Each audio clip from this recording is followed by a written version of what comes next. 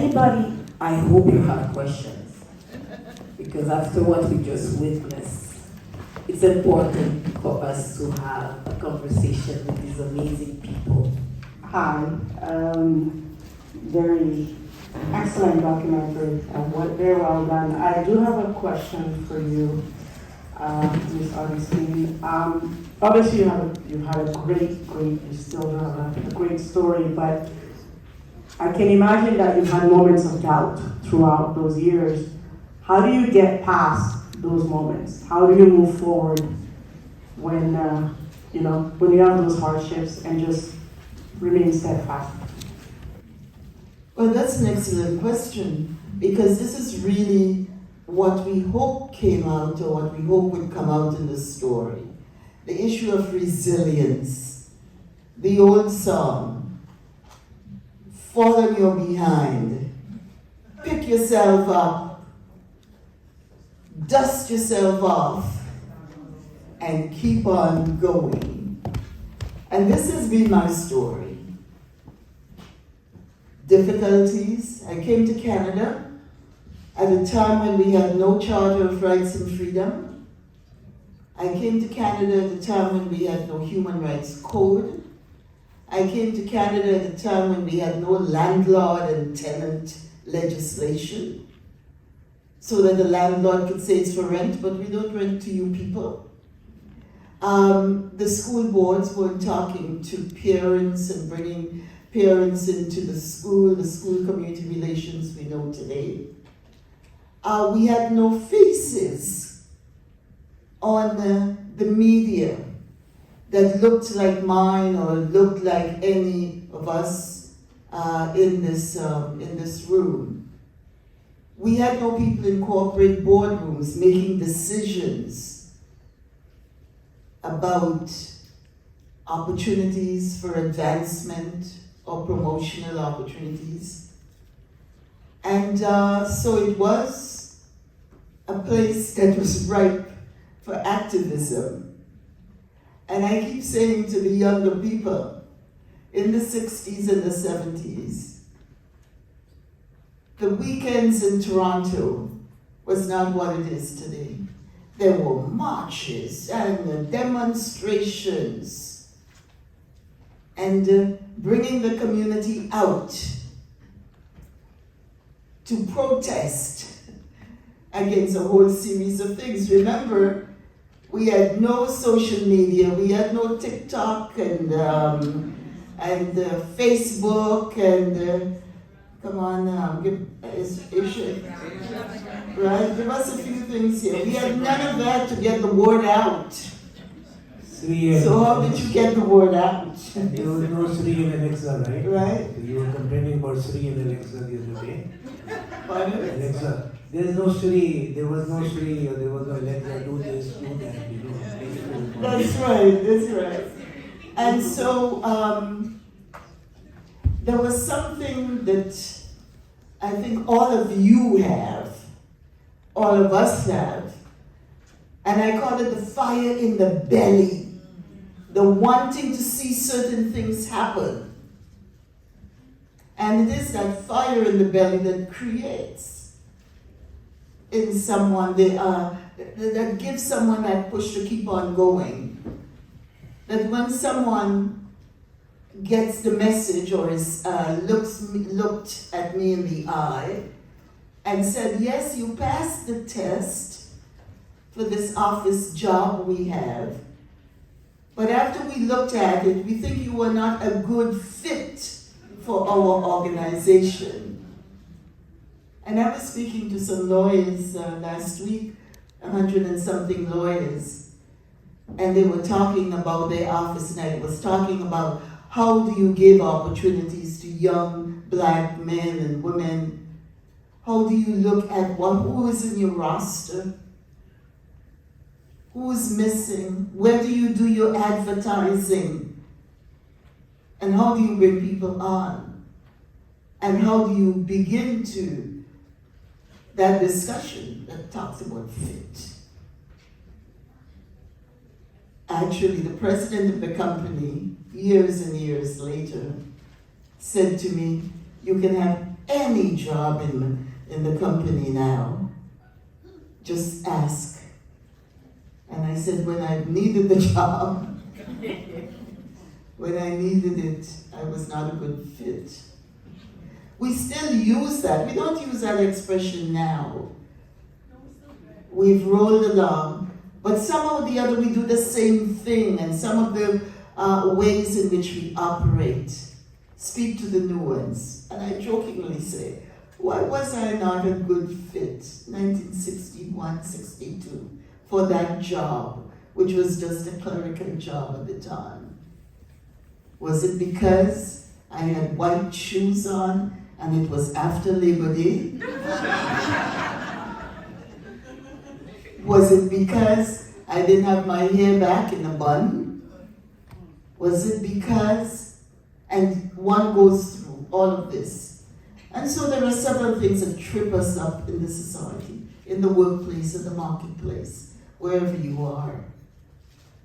But we've mowed some grass, we've made some paths, and we're in a situation now coming out of COVID and Black Lives Matter and George Floyd and all of that, those conversations that we've had. And now we're talking about diversity and equity and equality and inclusion, because that's where we are right now. Diversity is, we don't have to discuss diversity, just look around the room. You walk down the street, diversity is there. We recognize diversity. But the issue of inclusion, how we are included. And each one of us know, as we enter a room, and you look around, as you look at the table, who's there, who's not there? Where are the youthful faces? Where are the women? Where are the browns and the blacks and the greens and the yellow to make the room what it should be, could be, ought to be? And so, Black History Month, and notice you give me the mic and you ask me the question, I forget what the question is.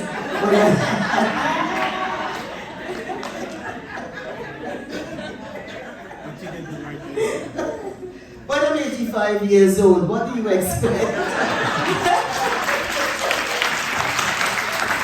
I think it's all about resilience.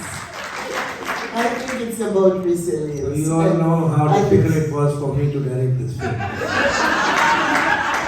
Directing her, but in the name of God, most kind and beneficial, my deepest gratitude to everyone here who's in the room. This room is fantastic, full of energy, and I really thank Bank of Montreal, the officials, the office holders. They've done a wonderful job. Our job is to create something and just leave it there.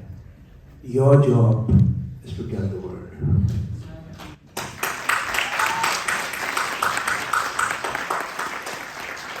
Trust me, all these years, from 1960 till now, can you imagine how much work she must have done?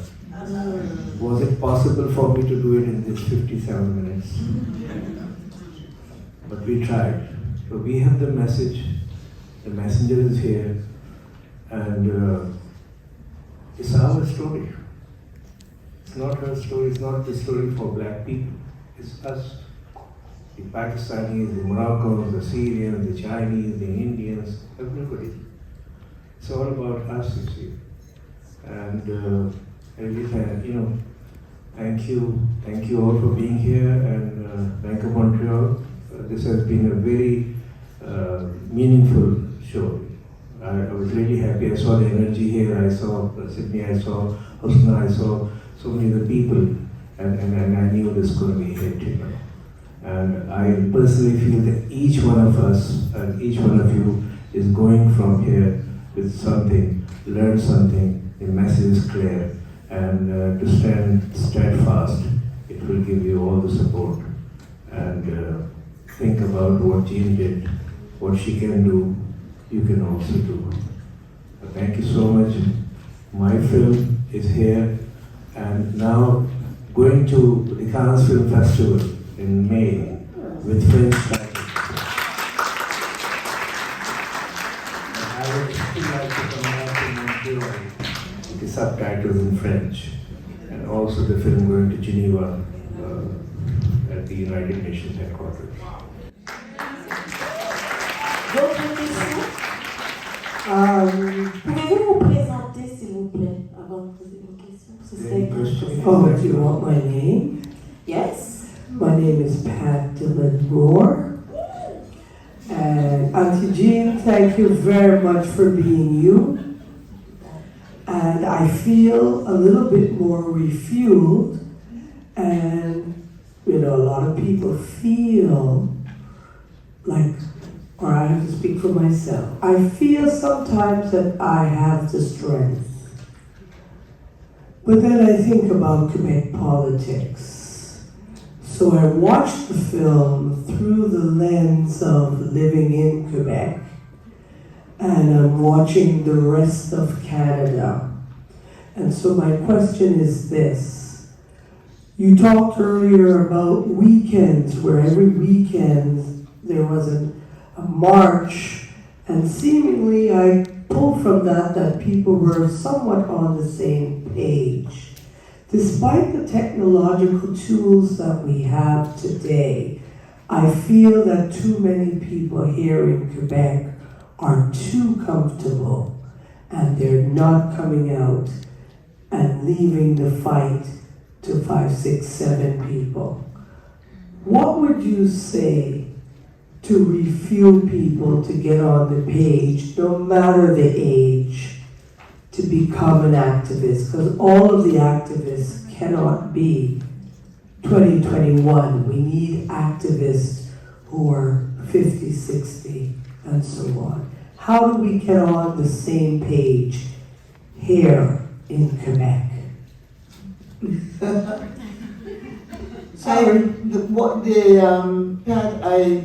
My response to this is the fact that we have to be passionate about something, and something that moves our community forward. And we have to recognize what the issues are, that we all can gather around that specific issue.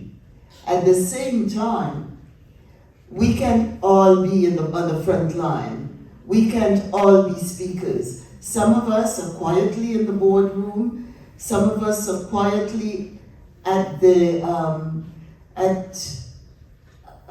special places where we have an opportunity to do something, say something.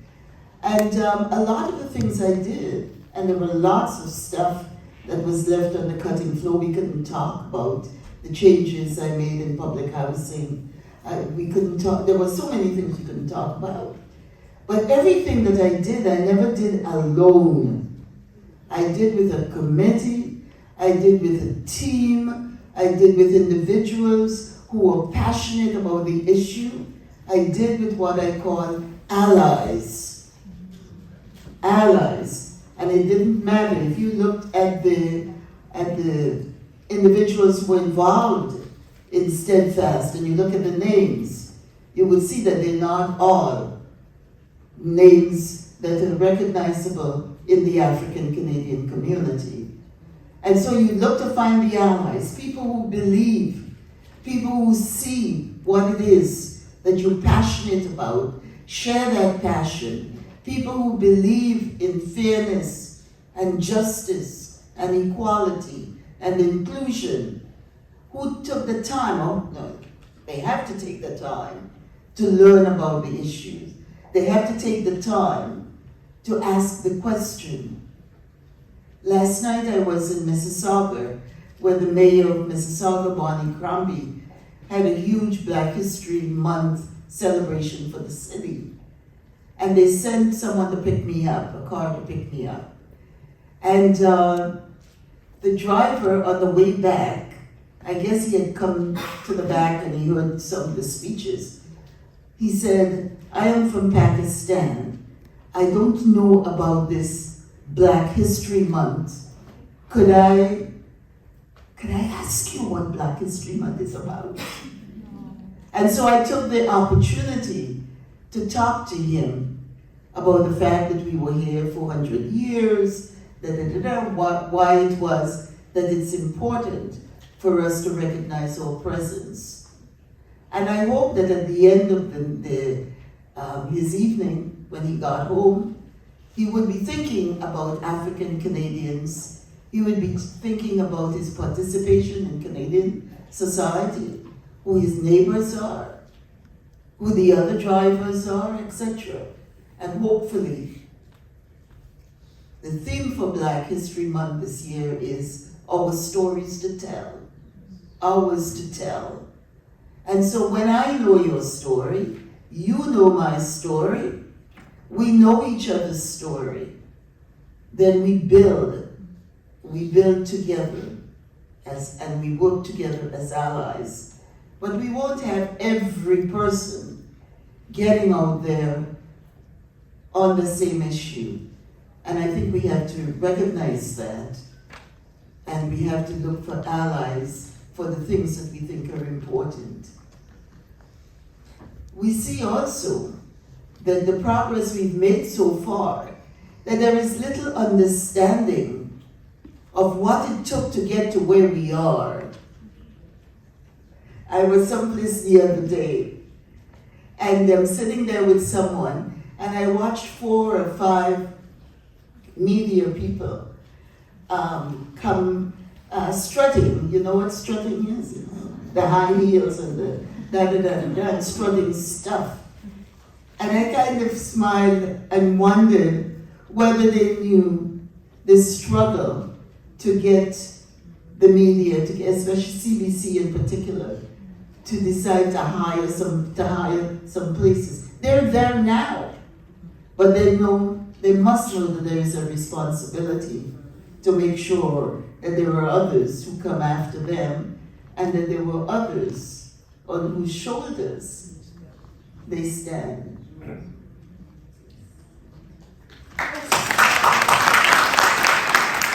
have one more question.